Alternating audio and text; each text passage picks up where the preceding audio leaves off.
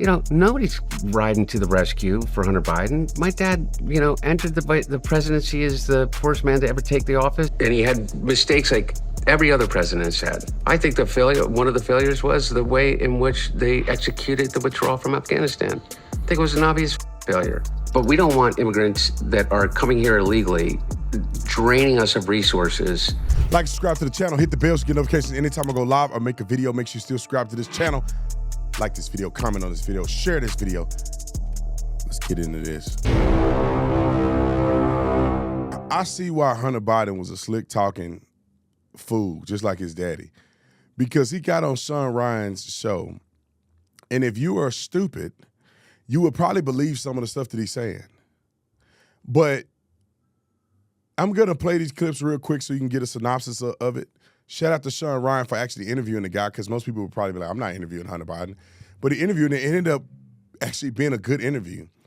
It's just that Hunter Biden is like a complete liar, like his dad. So let's get into it. They were talking for 5 hours, and we're not going to show 5 hours.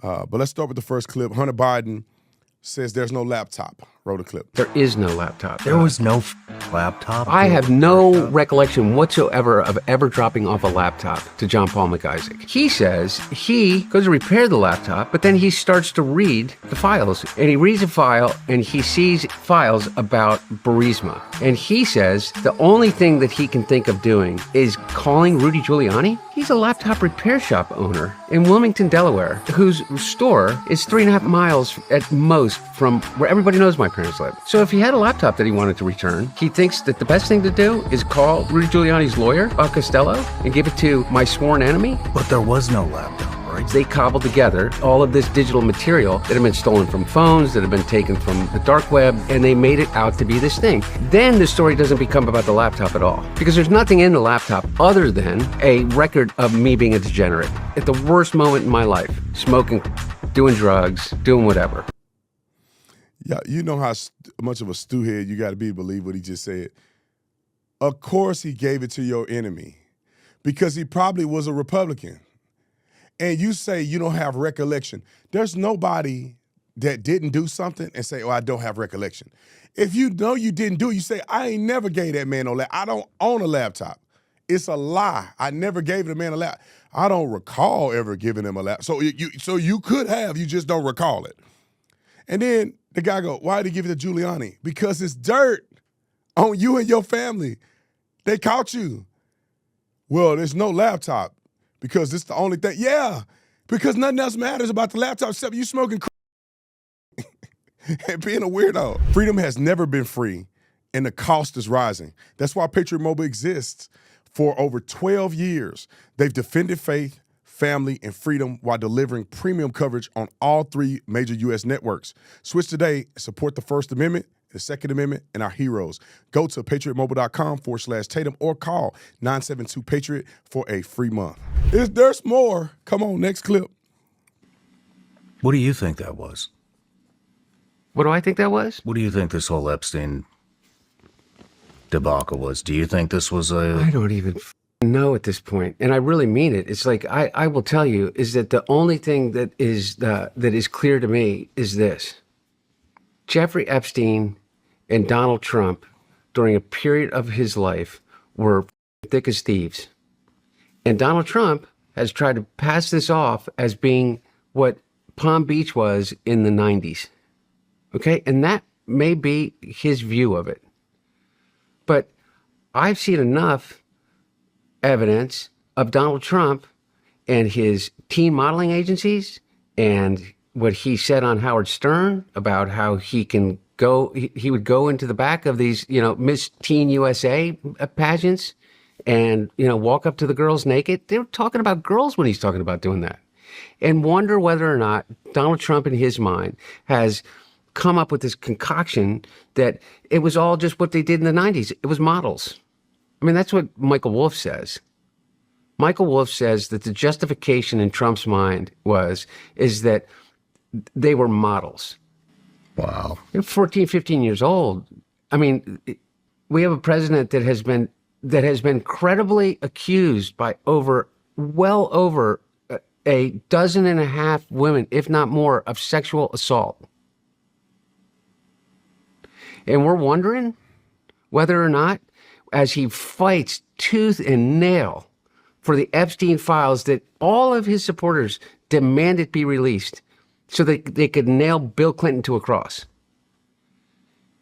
And he won't release him. Why? Out of the kindness of his heart for the people that may get hurt. Have you ever known the president to act out of anything but his own self-interest? Ever? All right. That's another silly one. All right, we're gonna keep going because I don't want to just debunk everything he's talking about. But Donald Trump did release the files, and now you see it's a number of Democrats. What are you talking about, dude? All right, next clip. I was the chaotic, degenerate son of the former vice president of the United States, and I was fair game in the world. In the cubby hole in the West Wing. On what planet am I walking in off of West Exec Avenue with my own Secret Service detail, stopping by the cubby before you go into the Situation Room, and deciding that I'm going to put a baggie of into the cubby hole before I make it on my way to the residence? You know how many people believe that? You've had guests on here who come and accuse me of that being mine. I just have one thing I have to know. Yeah. Whose was in the White House? I did hear from someone close to the Bidens that when Hunter said he was sober, he actually wasn't sober, and this is when Biden was still president. So it was Hunter's. I can't say for sure that that particular bag of was his, but I'm just saying that when he claimed to be sober, he wasn't sober. Yeah, when you high, you do all kind of crazy stuff. I don't know why he act like that's so bizarre, but it may not have been him. But who else got? How do you even have? How do people even have in their hand anymore to put anywhere, anybody, at the White House? You're the only crackhead there. Okay, let's go to the next clip. Roll it. A vibrant immigration. But we don't want immigrants that are coming here illegally, draining us of resources, and also and being prioritized above people that are actual literal heroes that are coming home, or that are still recovering from 20 years of endless war, or anybody else in our society. Next clip. You have a political party that's continuously saying you're a Nazi, a fascist, Nazi, fascist, Nazi. He's like Hitler, you know what I mean? And then you got assassination attempts all over the country, and it's I know, but it's like Sean, I said at the I'm beginning. not. Look, I don't want to get into like the argument over and I really mean it. But like, I hear you, I hear what you're saying, but part of me also says you don't want to be called a fascist. Don't act like a fascist. And what I mean by fascism is this: is deputizing a largest federal police force in history to go on America's streets masked without warrants and drag pregnant women out of their cars in the snow and kneel on their backs, of sending people to prisons, death camps in El Salvador Death camps. with no due process. I promise you that I believe this with all my heart, is that you and I don't have any distance between us in what we think about immigrants and immigration. How many immigrants did you serve with? How many what? Immigrants did you serve with? Quite a few. Quite a few. Amazing people, right? How about in your personal life? So I guess this idiot is trying to make up all these excuses and weirdness and all that. Nobody's getting sent to a death camp. El Salvador is not a death camp. You can see clear videos of the way they treat their prisoners. Yeah, they're hard on them, but nobody went over there and died, did they? Then how you call it a death camp? Pulling a pregnant woman out and kneeling on them. If you get out the car, you know you illegal. When ICE get up to your car and say, get out the car, man, you get out the car, you ain't nobody kneeling on you. They're deploying them in the streets with masks on. The reason they wearing masks because people are doxing them and trying to get them killed and trying to kill their family for doing their job. What are we saying here? It's such an idiot. There's more. Roll the clip. Next one. Litigation sucks. I've been tied up in criminal and civil and in courts, and I mean, like I got, I don't know, 14, $15 million in debt that I have no idea that how I'm going Holy to be able to pay shit. off. I have I mean, millions of dollars in debt. That nobody's riding to the rescue for Hunter Biden. My dad, entered the presidency as the poorest man to ever take the office, and he left the presidency not poorest. I mean, which he's fine, but like we have no generational wealth. I don't have any, despite what these guys say, like there's no billions of dollars buried underneath my dad's house in Delaware.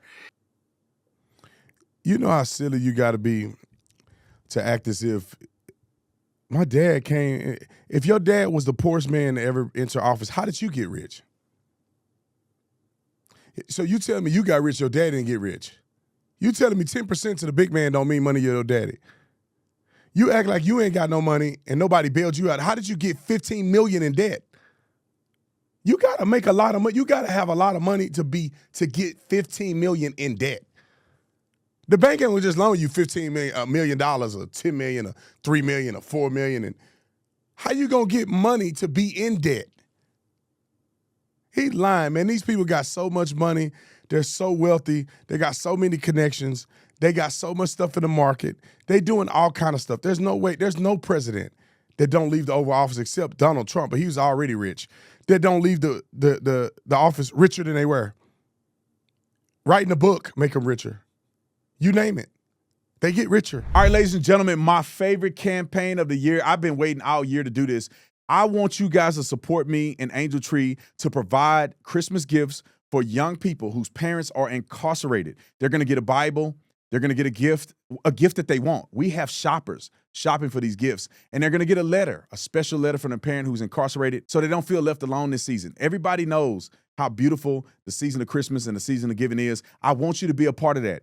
$30 will help one kid. And I also have a caveat here. I want somebody, and I want to get at least 10 people to price match me. We're gonna celebrate helping 300 kids. Join the 300 Club. And if you are able to do it, if God bless you with the finances, I want you to do it. If you can match the 300 Club giving, I'm going to invite you out to Arizona. We're going to go to a beautiful steakhouse, have a good meal, smoke some cigars if you're interested in cigars. And we got a whole bunch of other stuff that we're going to provide for you. All you have to do is go to angeltree.com/Tatum. The link will be in the description section. Give whatever God has purposed on your heart to give. That can be $1, that can be $100, or it could be $9,000, which is to join the 300 Club. Either way it go, I want you to give. I want us to blow this campaign out of the water. God bless you, and I look forward to celebrating with you and helping young people have a Christmas they deserve. There's a few more clips, and then we're going to let it go. There's two more. Joe Biden acknowledging his dad's failure. He threw him a bone in Afghanistan. And then the last one would be the being on the board of Burisma. No, we got another one. And his sister's diary of how she was being abused by people. And one of her accusations was against Joe Biden. Roll the clip. Them. And he had mistakes like every other president has had. Some that I may disagree with, but absolutely 100% had some real failures also. What do you think some of those failures were? I think one of the failures was the way in which they executed the withdrawal from Afghanistan. I think it was an obvious failure. I think 13 Marines are dead. I think that there was a better way to do it. And I think that, I can blame it on his generals. I can blame it on the people, the way in which we did it. But my dad always knew this also, is that the buck stops with him. I think that was a failure. All right, go to the 309. How many people believe that my dad is a pedophile because some mother stole my sister's trauma diary and sold it to Don Jr. and took things in the trauma diary because she had faced sexual violence and then created a idea that my father was a pedophile? Do you know how much that lives and how much directly comes from the Trumps? Directly comes from people like Don Jr., who's directly involved in contacting the owners of the gun shop to have them go to the state police. They doctored the form. It's not the actual form I filled out. When I went in to buy the gun, you have to have an ID, and I didn't have one. And they said, no problem. And so when ATF came to get the form after they were supposedly tipped off by Contradict. They actually forged the form, the actual form of which I was charged with the crime for. The form that the Department of Justice used to prosecute me was not the actual form. How do you know that? Oh, it's part of the record. I'll show you the documents. I'll show you the two different things. We tried to get them introduced in court, and the judge said it was irrelevant.